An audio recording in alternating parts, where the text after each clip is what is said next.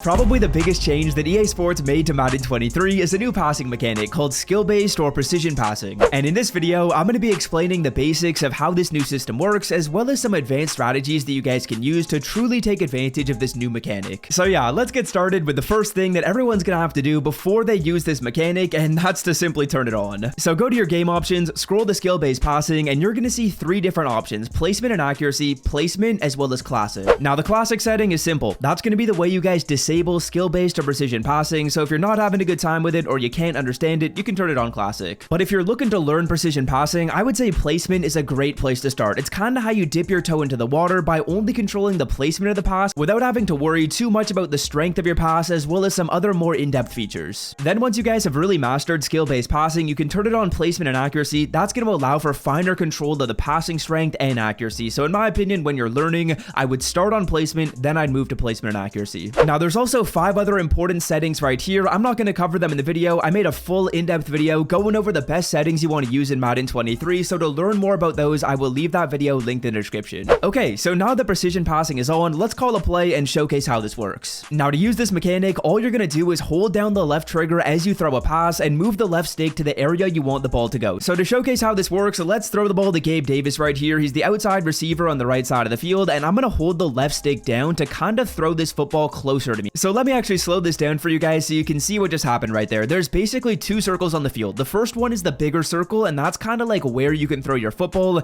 and then the second circle is the smaller one with the green dot in the middle, and that's where the football's actually going. And as you guys can see right here, if we throw this again and maybe we aim it backwards so that he stops when he catches the football, that green circle where the football ended up kind of slowed down the receiver and allowed him to stop right as he made the catch before maybe running into a linebacker or a big hit. Now again, just to fully articulate the way this is going to work, let's throw the football to X right here. Dawson Knox, he's running a little seam streak for us, and I would strongly recommend you guys try this out in practice mode before just hopping into a game. As you can see, we held the left trigger as we threw our ball, and then essentially all I had to do was move the left stick around. Once you hold the left trigger, you're gonna have the opportunity to move your aimer wherever you want it. So basically, the second you see that big circle pop up on your screen, you guys can move the precision passing target to wherever you want it to be. Now again, this is gonna take quite a bit of getting used to. I strongly recommend you guys go into practice mode and try this out, but there's a lot of opportunity that's available by using this mechanic. Like right here, let's say for example, we're throwing this football to we want to lead him upfield so we can turn up really quickly. We can lead him upfield by holding the left trigger and holding the left stick up. If we wanted to lead him down the field,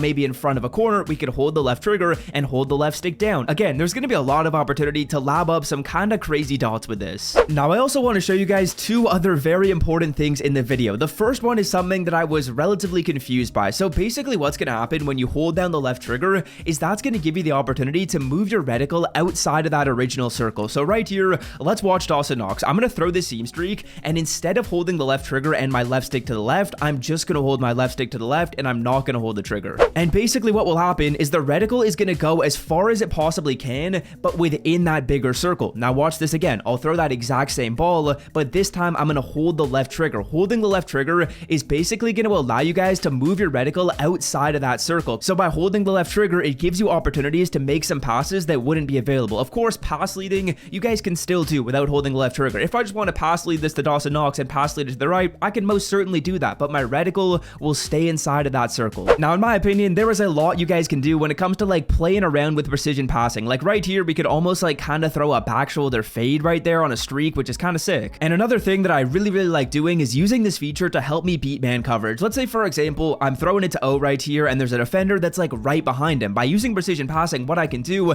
is I can get that football as far as possible in front of my receiver and make it so the defender doesn't have an angle to get to it. Or let's say, for example, I'm throwing this deep crossing route to triangle, there's a defender above him, I gotta lead the football closer to me. Watch what we can do right here. We can kind of like lead this crossing route so it's like closer to us. He's gonna stop, he's gonna make that possession catch. It's awesome. And if you're watching this video and you find this tip somewhat helpful, I'd greatly appreciate it if you scroll down and drop a like. It helps out the channel a ton, and if you want to, feel free to subscribe. I mainly post Madden Ultimate Team content, so if you're a Madden Ultimate Team player and you want to learn how to get free coins, free players, I talk about all that stuff. So stay in the loop by clicking that red subscribe button. It's free and your Ultimate Team will get better. And again, let's say there's like a defender right in front of Jamison Crowder. We gotta throw this football to him so he kind of like stops up and doesn't move. We can lead that football behind him. He's basically gonna stop right where he is instead of running into the big hit. And again, all you gotta do to activate this is hold down the left trigger. I will personally hold down the left trigger and hold down the button I'm throwing to at the exact same time. time. So like for Dawson Knox right here, the second I click X, I'm also clicking my precision passing thing,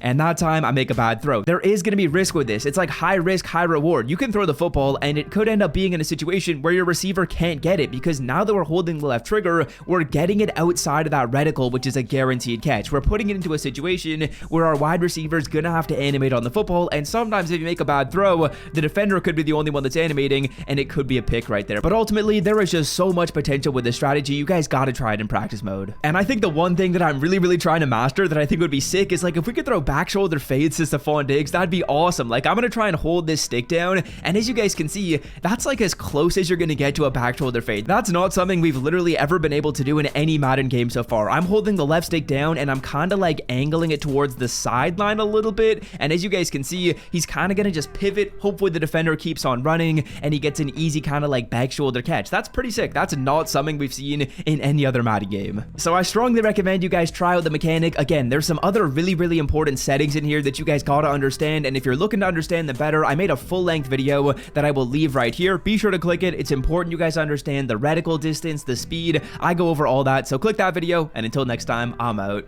Peace.